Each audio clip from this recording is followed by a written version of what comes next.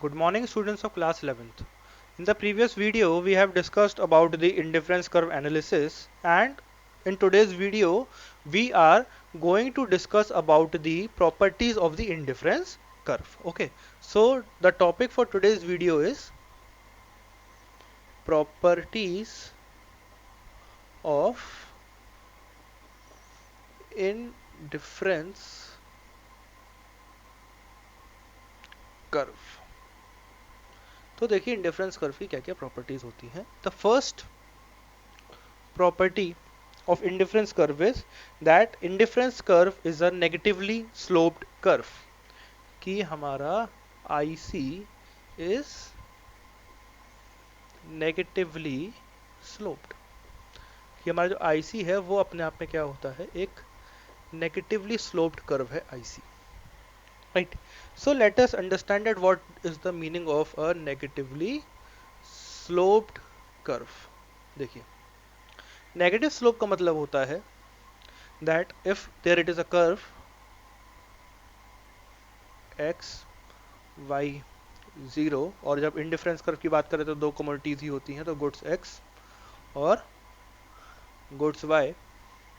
तो जो हमारा इंडिफरेंस कर्व होता है वो नेगेटिवली स्लोप है. मतलब ये ऐसा होता है कि अगर एक का प्रोडक्शन बढ़ेगा तो दूसरे का जो है, एक का कंजम्पशन बढ़ेगा दूसरे का कंजम्पशन घटेगा, राइट? जैसे ही पॉइंट ए था और ये पॉइंट बी था, तो जब पॉइंट ए के अंदर जो है गुड्स वाई का कंजम्पशन ज़्यादा था तो गुड्स एक्स का कंजम्पशन कम था.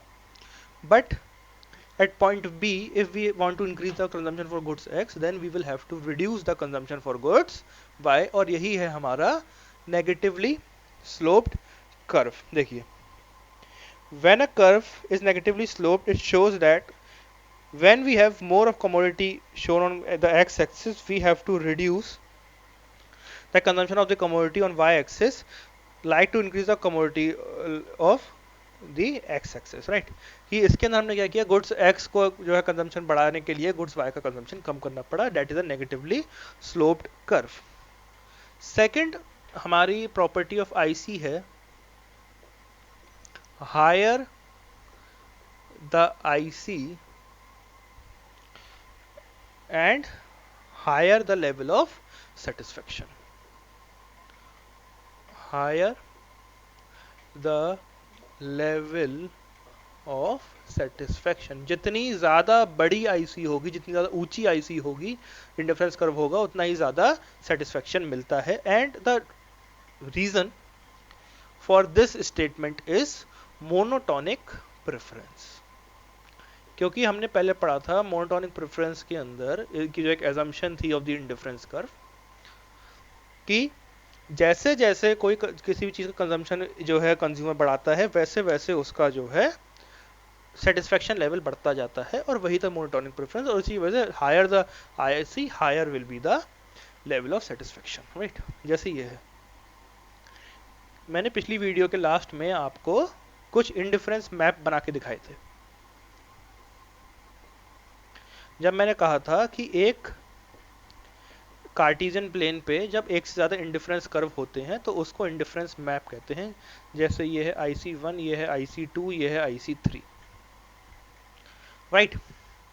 तो जब अलग अलग आईसीज हैं, IC1 है, IC2 है, IC3 है, तो बात ये आती है कि कौन सा आईसी सबसे ज़्यादा सेटिस्फेक्शन देता है. So we have to refer to the property, और प्रॉपर्टी क्या कहती है, higher the IC higher the level of satisfaction. तो यहाँ पर जो आईसी नंबर 3 है उसका सेटिस्फेक्शन लेवल ज़्यादा है, क्योंकि जो है वो एक हायर आईसी है. IC1, IC2, IC3 में सबसे ज़्यादा हायर पे कौन है, IC3. So we can say that IC3 will show a better satisfaction, will show a more satisfaction, क्योंकि जो है वो हायर है, राइट? ये तो हमारी दो बातें हो गई. Third property of the IC is IC, दो आईसी अब कभी भी अपने आप में इंटरसेक्ट नहीं करती हैं. Means two ICs never intersect each other. देखिए इसका जो है प्रूफ करने का तरीका बहुत आसान है कि दो आईसीज कभी भी अपने आप में दो आईसीज कभी भी टकराती नहीं है? उसका रीजन क्या है? देखिए,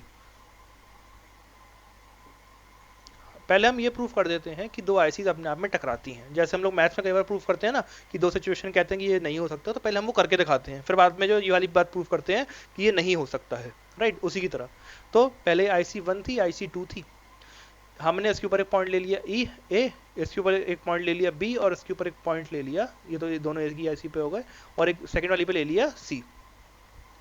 ठीक है, अब आईसी की प्रॉपर्टी क्या थी कि every point on the IC gives equal amount of satisfaction, चाहे पॉइंट ए हो चाहे पॉइंट बी हो, अगर वो आईसी नंबर 1 पर है तो वो इक्वल अमाउंट ऑफ सेटिस्फेक्शन देगा, और पॉइंट बी हो और पॉइंट सी हो जो आईसी नंबर 2 पर है, वो भी क्या देगा? इक्वल अमाउंट ऑफ सेटिस्फेक्शन देगा, राइट? मतलब satisfaction of point A is equal to the satisfaction of point B, और satisfaction of point B is equal to the satisfaction of point C। तो हम इस बात से ये भी तो कह सकते हैं कि satisfaction of point A is equal to the satisfaction of point C, और जब दो पॉइंट एक ही सेटिस्फेक्शन दे रहे हैं तो हम ये भी तो कह सकते हैं कि ये दो आईसी नहीं है बल्कि ये एक ही आईसी है, राइट? सो तभी ये प्रॉपर्टी आती है कि दो आईसीज कभी भी अपने आप को इंटरसेक्ट नहीं कर सकती हैं। दूसरा जो हमारा फोर्थ पॉइंट है, दूसरा नहीं फोर्थ पॉइंट जो है वो ये कहता है कि दैट टू आईसीज नेवर, वो टू आईसी मतलब IC is always convex to the origin, right? हमारा एक पॉइंट है कि हमारा जो आईसी कर्व होता है that is always convex to the origin, ठीक है? सो एक आईसी की प्रॉपर्टी ये भी होती है कि वो कॉन्वेक्स होता है टुवर्ड्स द ओरिजिन, ठीक है? क्या होता है? IC is convex towards origin, right? Convex का मतलब क्या होता है? देखिए, हमने पहले जब पीपीसी पढ़ा था तब हमने ये वाली बात पढ़ी थी कि PPC concave towards the origin होता है। पीपीसी हमारा क्या होता है? Concave towards the origin. But जो आईसी होता है वो क्या होता है? वो होता है convex towards the origin, right? So यही है कि हमारा जो आईसी होता है वो कॉन्वेक्स होता है, और इसका एक रीजन जो होता है वो होता है हमारा ये कि इसके अंदर हमारा होता है डिमिनिशिंग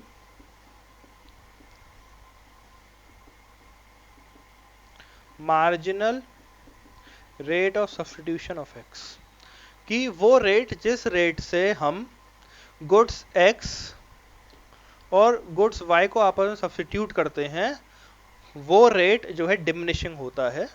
डिमिनिशिंग का मतलब वो रेट गिरता रहता है। जैसे पीपीसी कॉन्केव था क्योंकि इसके अंदर क्या था? इंक्रीजिंग था रेट, बट इसमें क्या है? इसके अंदर है आपका डिमिनिशिंग रेट, राइट? सो यही है diminishing marginal rate of substitution. और फिफ्थ है कि इंडिफरेंस कर्व कभी भी एक्स एक्सिस या फिर वाई एक्सिस को कभी भी टच नहीं करते हैं, right? Means indifference curve never touches x axis और वाई एक्सिस, कि इंडिफरेंस कर्व कभी भी एक्स एक्सिस और वाई एक्सिस को टच नहीं करते हैं, क्योंकि इंडिफरेंस कर्व में कभी भी कंजम्पशन एक कमोडिटी का जीरो नहीं होता है, क्योंकि हमने ये वाली बात पहले ही कर ली थी कि इंडिफरेंस कर्व की ये एजम्पशन है that there are two commodities consumed, तो कभी भी एक का कंजम्पशन जो है जीरो नहीं हो सकता है, राइट? ये था हमारा इंडिफरेंस कर्व की थ्योरी। अब इसके बाद एक और थ्योरी आती है जिसको हम लोग कहते हैं the theory of budget set या बजट लाइन, क्योंकि बजट सेट बजट लाइन के बाद ही हमारी जो थ्योरी है वो बनती है of consumer equilibrium, right? So let us understand that कि हमारी थ्योरी क्या है इंडिफरेंस कर्व की या फिर इंडिफरेंस सेट की। देखिए, इंडिफरेंस कर्व या फिर इंडिफरेंस सेट, वो सॉरी बजट लाइन की बात कर रहे थे, बजट सेट या बजट लाइन।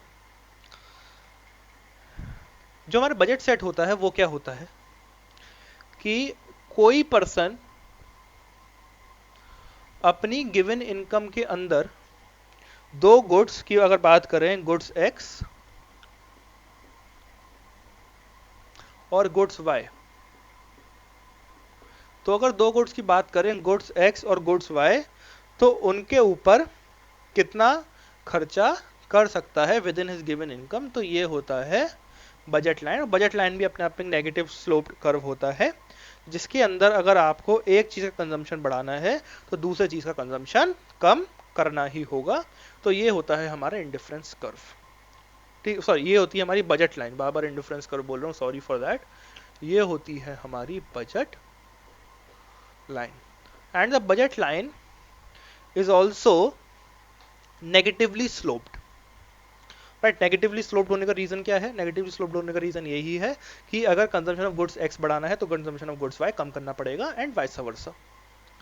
राइट, और इसके अंदर क्या होता है, इंडिफरेंस कर्व की तरह जो है किसी का भी कंजम्पशन जीरो हो सकता है, इंडिफरेंस कर्व में नहीं होता है। और इंडिफरेंस कर्व हमारी जो है नेगेटिवली स्लोप्ड होता है वो भी, बट वो कॉन्केव वो कॉन्वेक्स होता है, बट ये कॉन्वेक्स नहीं होता, ये सिर्फ एक जो है लाइन होती है। अब जरा आपको जो है बजट सेट बनाना बता दे रहा कि हमारे पास दो गुड्स हैं, गुड्स एक्स और गुड्स वाई। राइट, अब देखिए बजट सेट कैसे बनता है। हम जो है दो गुड्स मान लेते हैं,